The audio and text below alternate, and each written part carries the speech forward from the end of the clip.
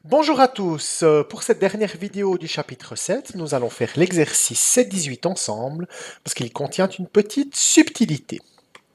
Voici l'énoncé.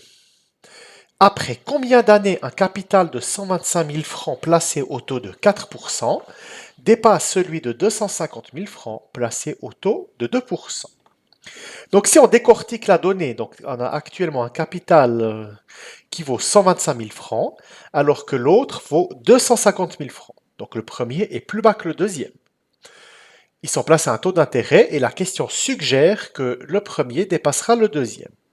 Ce qui est totalement plausible dans la mesure où le plus bas capital est placé à un taux supérieur à celui qui est plus élevé.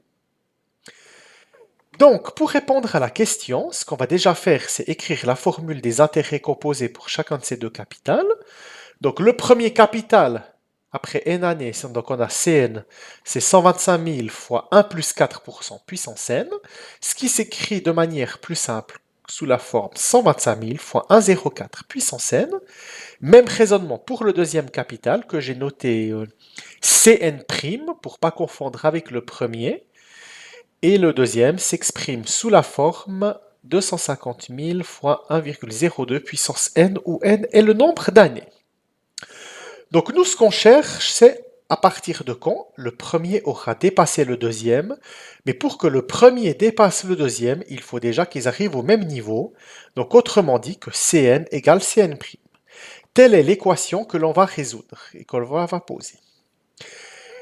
Quelle est la particularité de cette équation par rapport à celle qu'on a déjà rencontrée au préalable? C'est tout simplement le fait que on a un nombre élevé à la puissance n qui apparaît non pas une, mais deux fois. Donc si vous voulez, la stratégie consiste à placer les termes numériques d'un côté et les termes contenant la puissance n de l'autre. Donc ici, j'ai choisi de placer les termes avec la puissance n à gauche et les termes numériques à droite. Finalement, peu importe, hein, c'est un choix arbitraire.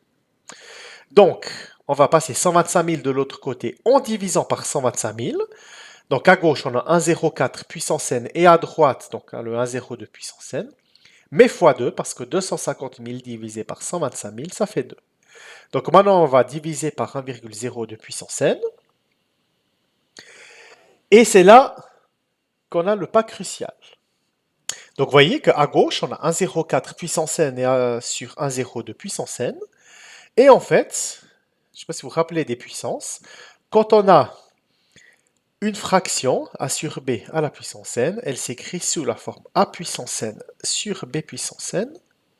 Pourquoi? Parce que vous voyez, si on prend par exemple 3 quarts au carré, ça veut dire 3 quarts fois 3 quarts. Donc on calcule 3 fois 3 sur 4 fois 4, donc 3 au carré, sur 4 au carré, donc 3 quarts au carré, ça fait 3 au carré sur 4 au carré, et donc ça se généralise sous la forme de cette propriété a sur b puissance n égale an sur bn, donc réciproquement an sur bn, c'est a sur b, le tout à la puissance n, donc voyez les couleurs, que les deux termes en vert, ils sont de la même forme, et à l'étape d'après, on va écrire ce terme sous la même forme que ce qui figure en bleu ici. Donc ça, c'est la même chose que 1,04 sur 1,02, le tout à la puissance n. On va prendre les logarithmes de chaque côté, donc le logarithme en base 10 parce qu'on va utiliser la calculatrice.